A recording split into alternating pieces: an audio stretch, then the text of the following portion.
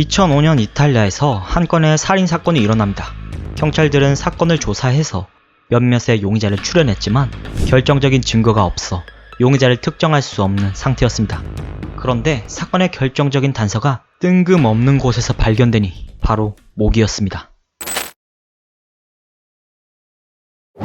모기의 시체에서 나온 혈액과 용의자로 지목된 사람들 중 한 명의 혈액이 모기의 몸에서 나온 피와 일치하면서 범인을 검거할 수 있었던 것인데요. 모기가 흡혈을 한 뒤 100m 밖을 못 벗어나는 습성을 토대로 수사를 해 이런 값진 결과를 얻을 수 있었다고 합니다. 단순히 우연으로 보이는 이 이야기는 우연이 아닌 하나의 학문으로 인정되고 있고 우리에겐 조금 낯설 수도 있는 법 곤충학이라는 분야입니다.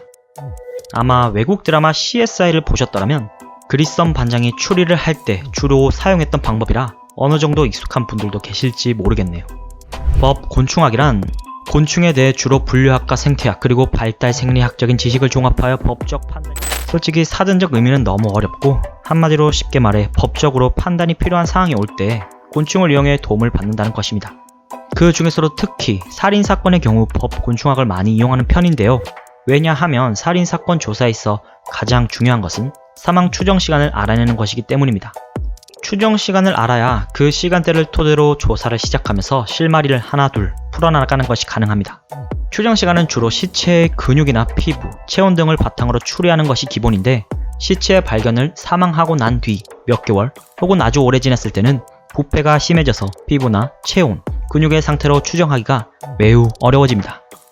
그럴 때 등장하는 것이 바로 법 곤충학. 시체의 경과시간과 부패 정도에 따라 발견되는 곤충이 다른 것을 이용한 방법인데요. 주로 파리의 새끼인 구더기의 성장 정도로 추정을 하고 이 외에도 딱정벌레나 송장벌레, 라방, 진드기, 진해, 쥐며느리 같은 벌레의 관찰을 통해 알아내기도 합니다. 그리고 벌레가 발견되지 않는 경우에도 법 곤충학은 적용되는데요. 바로 벌레가 접근할 수 없는 어떤 공간에 사체가 있지 않았을까? 라는 가설을 세울 수도 있다고 합니다. 벌레의 특성을 이용해 추정을 할 수 있다니 너무 신기한 것 같네요. 이것 외에도 정확한 사인을 추정하는 데 매우 도움이 된다고 합니다. 예를 들어 시체에 있는 벌레가 빠른 속도로 성장하는 것이 관찰되면 죽은 사람이 마약이나 항정신성 약품을 복용하고 죽은 것이라고 합니다. 이유는 벌레 또한 마약의 성분 때문에 각성한 상태가 되어 평소보다 더 빨리 시체를 파먹고 더 빨리 성장하기 때문이라고 하네요.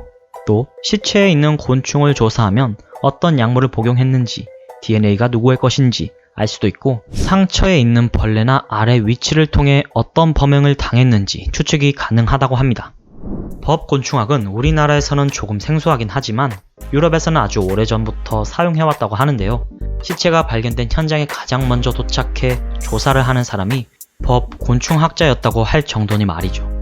사실 법 곤충학은 현재에 와서 더 주목받고 많이 사용되긴 하지만 우리가 태어나기 훨씬 이전부터 연구를 해오고 이용해온 방법입니다.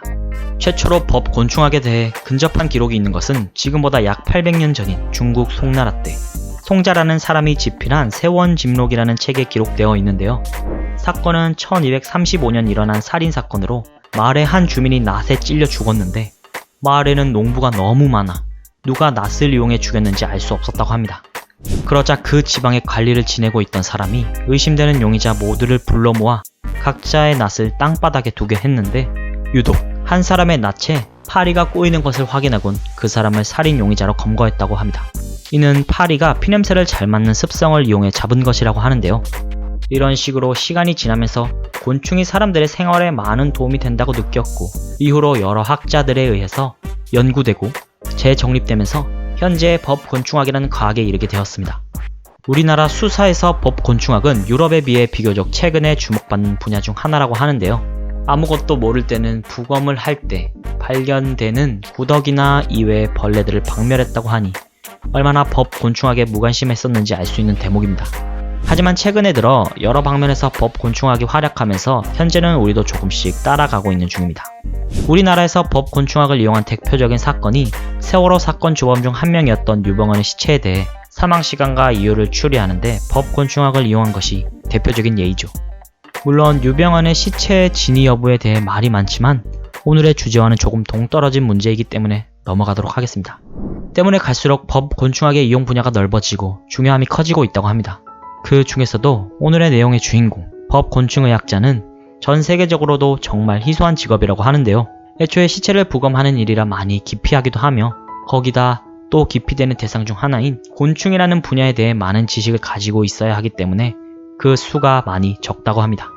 또 만능으로 보이는 것 같은 법곤충학도 벌레의 습성이 제각각이고 그날의 환경이나 또 다른 외부의 작용이 있게 되면 관찰되는 모습이 크게 달라지는 경우도 많은데 아직은 세계적으로 법곤충학에 의한 관찰 사례가 많이 부족한 편이라 법곤충학만으로 정확한 결과를 추려내기 어려운 경우도 있다고 합니다. 21세기 최고로 으스스한 직업에도 선정됐다고 하는 법곤충학자. 그럼에도 더 나은 세상을 위해 대부분의 사람들이 기피하는 일을 하는 그들. 범죄자를 검거하기 위해 또는 우리의 의식주의 무궁한 발전을 위해 오늘도 열심히 학문을 공부하고 노력하는 법곤충학자들에게 우리가 조금 더 관심을 가지고 감사함을 표할 필요가 있어 보입니다. 앞으로도 계속 영상을 받아보길 원하시면 중앙에 구독 버튼을 꾹 눌러주세요. 이번 영상은 여기까지입니다. 시청해주셔서 감사합니다.